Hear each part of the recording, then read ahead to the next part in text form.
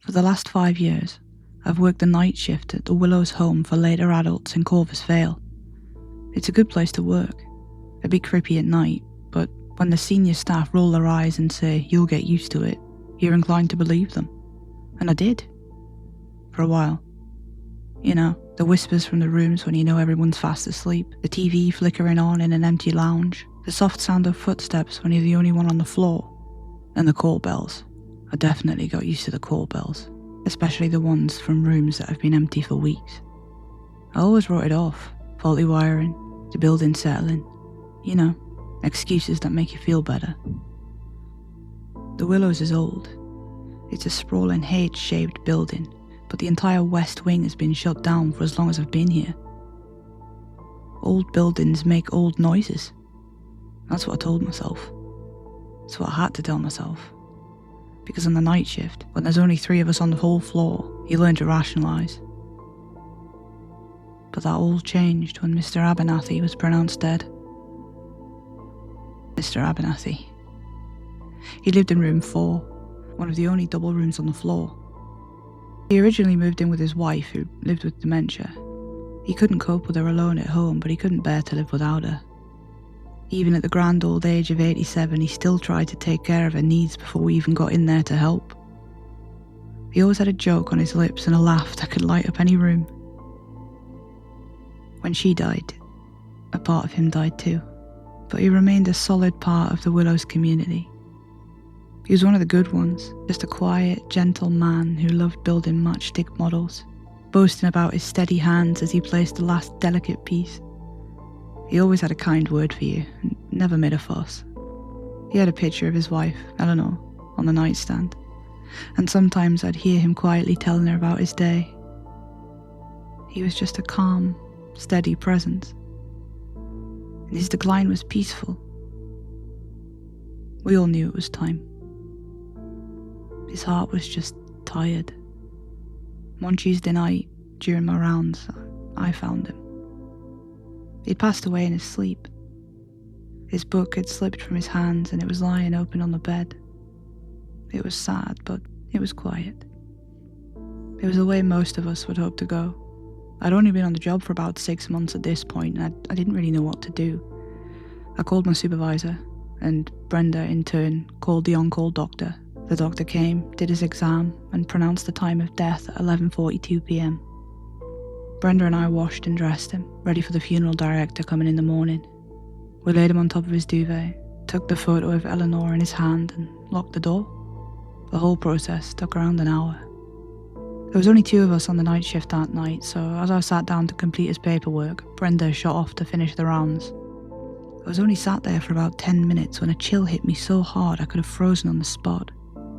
My first thought was that one of the residents had opened the side doors, so I rushed down the hall to check, but it was closed.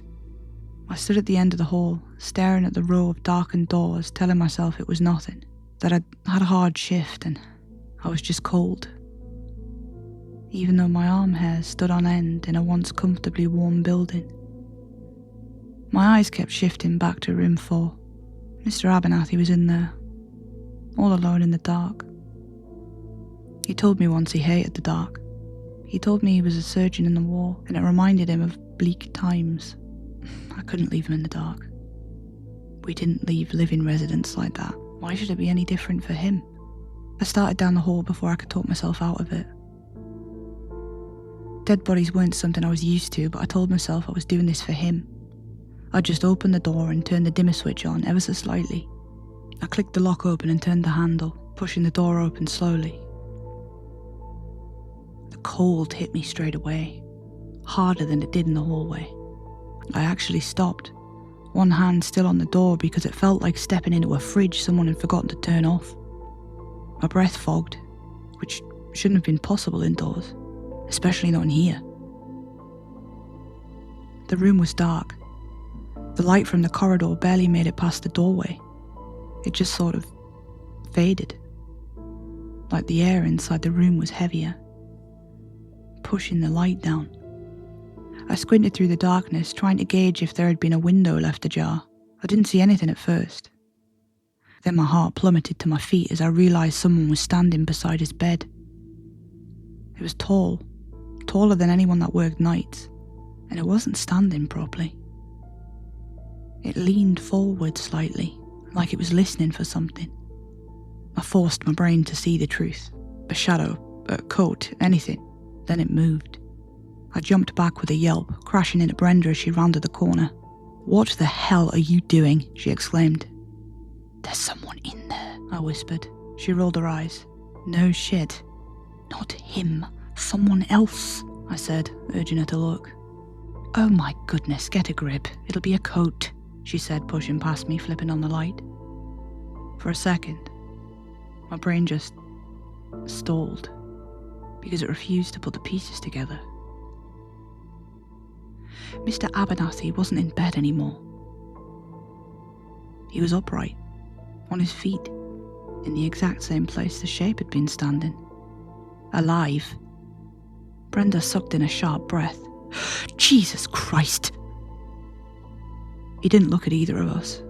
He was just staring at the call bell clipped to the bed rail. His chest rose and fell, slow and deliberate, like breathing was something he had to remember how to do.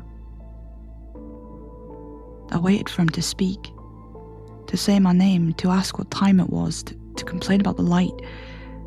Instead, his head turned, and his milky white eyes met mine, and he smiled. The chaos that broke out after that was mostly a blur. The doctor was called back. He was totally baffled, rambling about delayed resuscitation effects or pressure on the chest, the Lazarus effect, medical jargon that was supposed to explain it away. But none of this made sense. There were no resuscitation attempts ever made, and he was clinically dead for over an hour. This didn't feel like a miracle. It felt wrong. Deeply, fundamentally wrong. For the first day after he came back, Mr. Abernathy was just silent. He didn't move, he just lay there staring at the ceiling. On the second day, he spoke. I was in his room checking his vitals in that heavy silence. As I wrapped the blood pressure cuff around his arm, his head turned towards me with a stiff, unnatural creak. His cloudy eyes found mine. A dry, rasping whisper that sounded nothing like him crawled out of his throat. I can't see," he said. I froze. "Sorry, what?" "My eyes, he muttered. they're not on." I leaned closer, without thinking, trying to catch his gaze. That's when I saw it. A slow, steady red spreading across the white of his left eye. It crept outward from the corner, like ink soaking into paper. I didn't think, I just ran for help.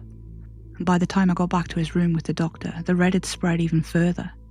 He was blinking hard now, slower each time, like his eyelids were heavy.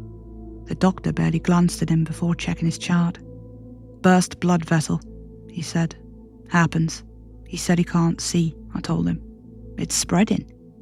The doctor shone a light into his eyes, quick and rough.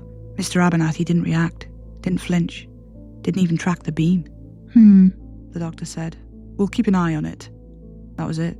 No scans, no ambulance, no hospital transfer. They just told me to document it and move on. I stayed behind for a moment after the doctor left. Mr. Abernathy was still blinking, his gaze unfocused. When I adjusted his blanket, his hand moved and caught my wrist with a strength that made me gasp. "They're very broken," he croaked. I took his hand in mine. "It's going to be okay, Mr. A," I said gently. "It's a burst blood vessel. They can heal in time.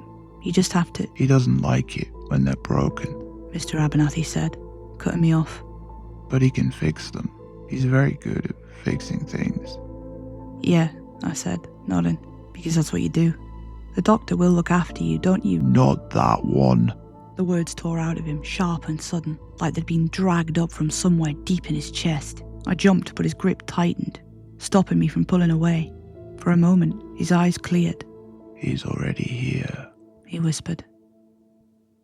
Later that shift, things got worse. One of our other residents, Doris, in 14, had a fall. I was just a few feet from the door when it happened. 1 second the hall was still, and the next, this pocket of intense, unnatural cold washed over me, and in that exact instant, I heard a crash from Doris's room and a cry of pain. I rushed in and found her on the floor, a large bruise already forming above her brow. She was terrified and sobbing. "He hit me," she cried. "A man, a tall, eyeless man. He was just standing right there and he hit me." There was no one else in the room. We calmed her down and sent her to hospital, but I couldn't shake that feeling. Day by day, the feeling on the floor got heavier. It was like static electricity building up in the air, making the hair on your arms stand up. The other residents got more and more agitated, especially at night. They'd ring their bells complaining about a man walking the halls, sudden headaches or faces in their window.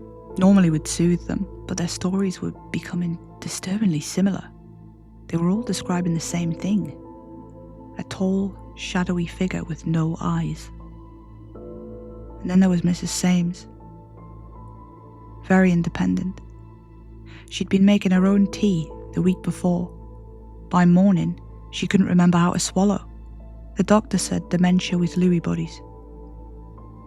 But I'd never seen it happen like that. The once sprightly old lady was now wheelchair-bound. Her dull eyes scanned faces she no longer recognised as the nurses spoon-fed her soft foods. On the fourth day, we lost Mr. Abernathy. He didn't die again. We literally lost him. We had every member of staff searching the building and the grounds, but he was nowhere to be found. He was 88 years old. He could barely stand the day before. There were only 2 places left he could have gone. One was the basement, and the other was the West Wing. Management refused to open either. They would rather accept a vulnerable resident going missing than open those areas.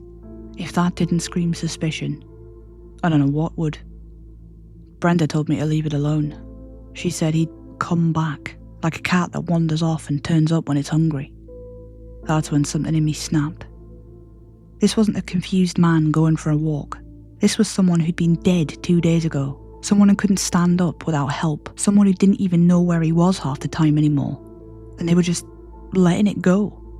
I stood there at the nurse's station, staring at the panel, watching the lights blink on and off in a slow, patient rhythm.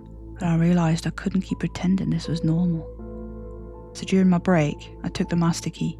I didn't tell Brenda where I was going. I didn't want to hear her tell me to stop. Door resisted when I tried to open it. I had to put my shoulder into it before it gave way, the sound carrying down the corridor ahead of me. It had been closed for years due to asbestos and funding cuts. The air hit my face as soon as I stepped inside. Cold enough that I paused without meaning to. I let the door close behind me. The corridor was longer than it looked from the outside. The walls were bare. The floor was scuffed where beds had been wheeled back and forth. I checked the first room I came to, then the next. Both empty. Beds stripped down to the mattresses. Nothing left that belonged to anyone. It looked more like a hospital than a care home. I kept walking. Halfway down the wing, I saw the nurse's station set back into the wall, smaller than ours. The desk was metal, worn smooth in places, and the chair behind it was bolted to the floor. There were files stacked on one corner of the desk. I picked up the top one. The cover was stiff under my fingers. The title was typed, slightly crooked. Stamped faintly into the corner of the page was a little white crow, pressed so lightly it almost looked like it was a watermark. The Willows Lunatic Correction Home. I read it once, then again. Wow, that's offensive, I muttered under my breath. I opened the file. Names, dates, notes written in a careful hand, remarks about behaviour and compliance. A stamp repeated across different pages, pressed hard enough to leave an impression in the paper. Procedure successful. I closed the file. Something shifted further down the corridor. Footsteps. Slow, unhurried. I didn't call out. I already knew who I was looking for. I followed the sound, keeping close to the wall, my shoes barely making a noise on the floor. The corridor narrowed slightly. The paint was scuffed where the trolleys had scraped past too many times. The footsteps stopped, and started again. Closer now. A door stood open at the end of the hall, light spilling out onto the floor, harsh and white. I thought I'd found him. He must be so confused. I stopped just short of the doorway. I didn't want to startle him. The room beyond was larger than the others, squarer. The walls were tiled halfway up, the grout darkened with age. A single overhead lamp hung low over a metal table bolted to the floor. There were straps attached to it. The leather cracked and stiff, the buckles dulled with use. A trolley stood against one wall, instruments laid out neatly on the surface. Their shapes unfamiliar but purposeful. Some were blunt, some weren't. All of them were clean, almost like they weren't years old. There was a sink in the corner, deep and industrial, with old stains that hadn't quite come out. Above it, a clipboard hung on a hook. The paper was yellowed, the ink faded, but I could still make out the headings. Patient compliant. Procedure tolerated. Outcome satisfactory. My stomach turned. I couldn't decide whether this was a procedure room or a torture chamber. Either way, he wasn't in here. I heard the footsteps again outside the room, but they had changed. They were faster and coming towards me. I spun around, heart slamming so hard it hurt, already bracing myself. Oi! I jumped, a sharp gasp tearing out of me as someone grabbed my arm. It was Brenda. Her face was flushed, her breath uneven, hair sticking out where she'd clearly run a hand through it. She looked both furious and terrified at once. What are you doing? She hissed. You're not meant to be in here. Come on now. My mouth opened, but nothing came out. We've got him, she said, already pulling me back down the corridor. He's in his room. He's fine. Just come on. In his room, I managed. She nodded, not slowing. I came looking for you, past his room, and there he was. The words didn't fit together properly. There he was, she repeated, sitting in his chair, blanket over his lap, watching the telly. I stopped walking. Brenda turned back, annoyed. What? That's not possible, I said. He was... I know, she snapped. I know, but that's where he is. She dragged me the rest of the way back. Room 4 was lit when I reached it. Mr. Abernathy sat in his chair by the window. Just like he said. The blanket was folded neatly over his knees. His hands rested on top of it, fingers relaxed. The television was on, the screen filled with grey static. The sound turned low. He didn't turn when I came in. He didn't react at all. He just sat there, watching the snow crawl across the screen, like he'd never left, like nothing had happened, and somehow, that was worse. I crept into his room like I was approaching an injured animal. He turned his head towards me. A thin line of blood had worked its way down out of the corner of his right eye, running down his cheek, in a slow, uneven trail. He didn't wipe it away. He didn't seem to notice at all. The static flickered across the screen, lighting his face in brief pulses. His mouth moved slightly, like he was chewing on a thought he hadn't quite finished yet. Mr. Abernathy, I said. He blinked once, slow and careful. It's loud tonight, he said, still watching the television. I followed his gaze.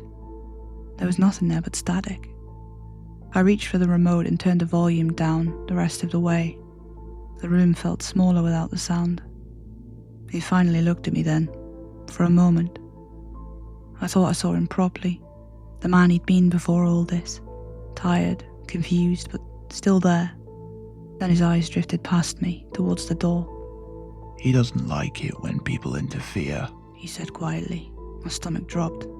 Who? I asked. He didn't reply. He just smiled, faintly, and turned back to the screen as the static thickened and filled the room again. My gaze was broken by the shrill ring of the nurse's station phone. By the time I got there, Brenda had already picked up. I listened without speaking, her face going blank in the way it does when you're bracing yourself for bad news. When she finally hung up, she didn't look at me straight away. Doris has died, she said. I just stared at her. I don't understand, I said. She just bumped her head. Cerebral hemorrhage, Brenda replied. It didn't mean anything to me at first. It was just words, medical ones. She swallowed. The doctor said it looked like her brain had been stirred. Stirred, I said. That's impossible. Brenda didn't look at me. Yeah, a lot of impossible things have been happening lately. I had a few days off after that. I was glad for the rest, but I couldn't stop thinking about the residents. It seemed like, ever since Mr. A's miraculous resuscitation, everyone around him was getting sicker, like when he put a rotten apple in a healthy fruit bowl. It wasn't his fault, obviously, but I doubted the coincidence. The snow started the day of my next shift. I walked in that day. I could tell from the way it was coming down, driving was a no-go. The roads had been bad enough I'd come in early just in case someone needed to get away quick. Inside, the building felt quieter than usual. The kind of quiet you only get when the weather closes the world around you. Liz was still on the floor when I arrived. She was meant to be finishing up days, but her coat was still on the back of her chair and a bag was sat by the desk. "Don't suppose you have a shovel?" she asked, half laughing. Her car was completely boxed in. Someone had tried to clear a path earlier and given up. She stood there for a minute, staring at it like it might fix itself. In the end, there wasn't much choice. Management said she could use the spare room, the old relatives' room down the hall. She wasn't thrilled, but she was tired and the roads were already being closed anyway. "It'll be fine," she said. "I'll grab a few hours, sleep and head out in the morning." The night settled after that. Snow thickened against the windows. The TVs murmured quietly in their rooms. Mr. Abernathy slept through it all, breathing slow and even, his blanket tucked neatly around him. The scream came just after 2. It tore straight through the floor, sharp and sudden.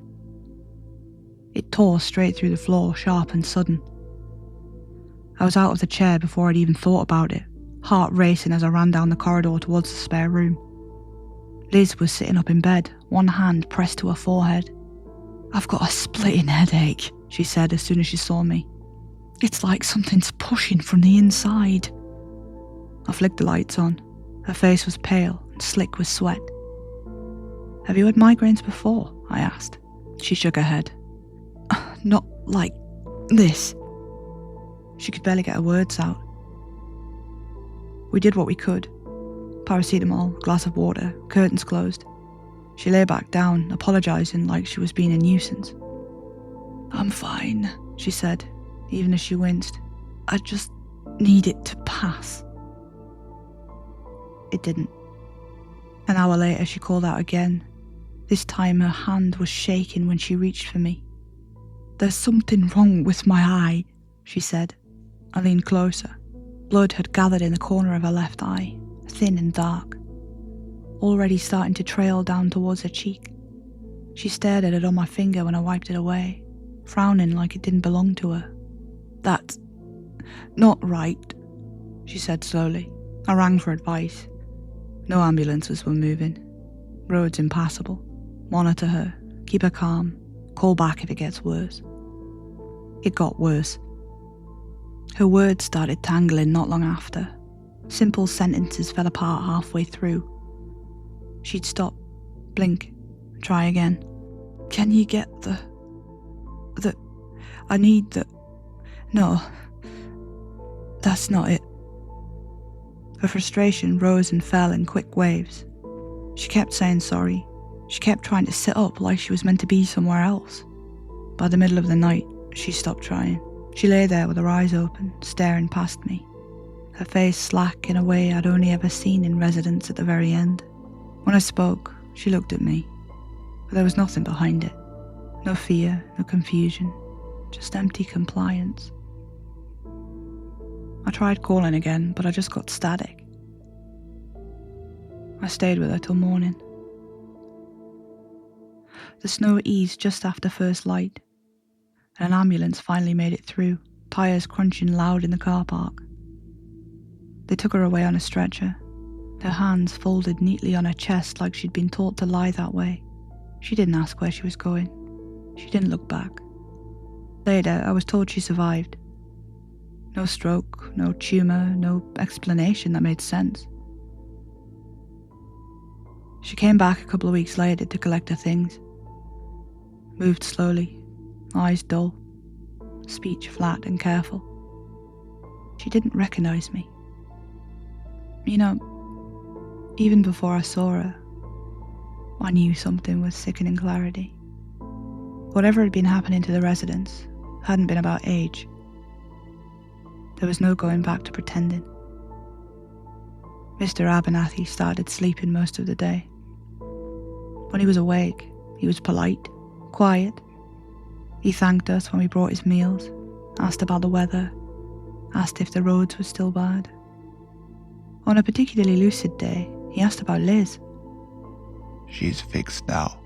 Yeah, she's getting better, yes, I answered. No, she's fixed. He fixed her. I thought he was talking about the hospital.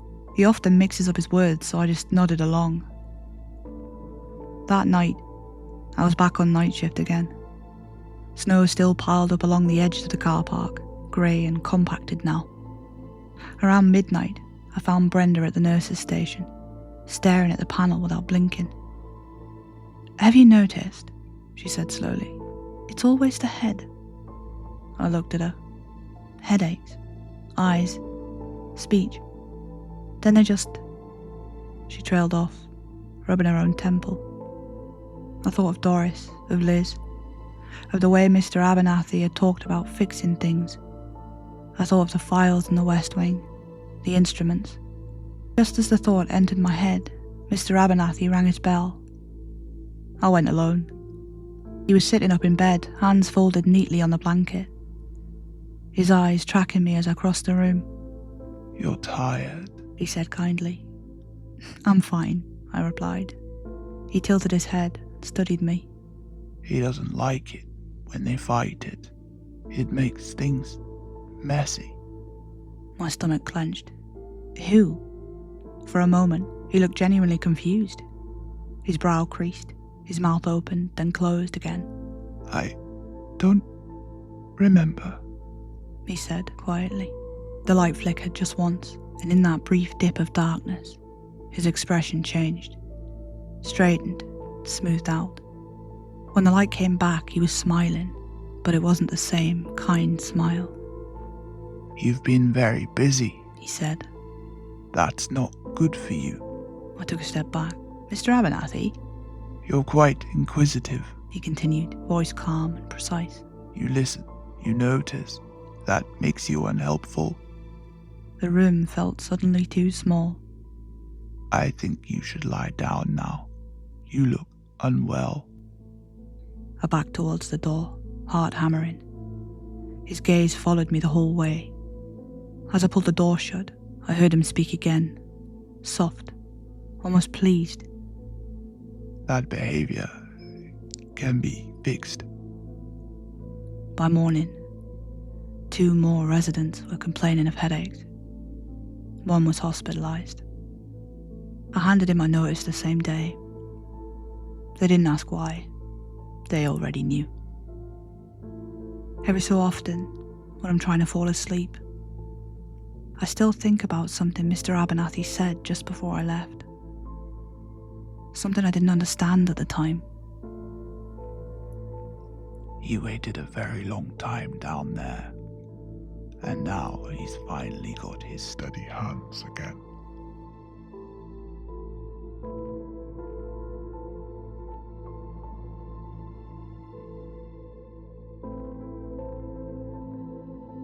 Hi everyone, thanks for listening.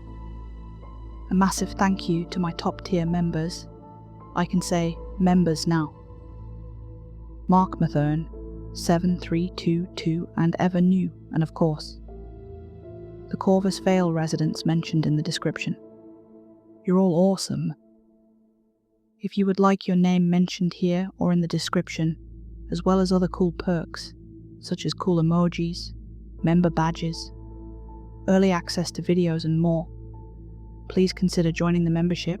The link is in the description and bio, so is the merch link. Just saying.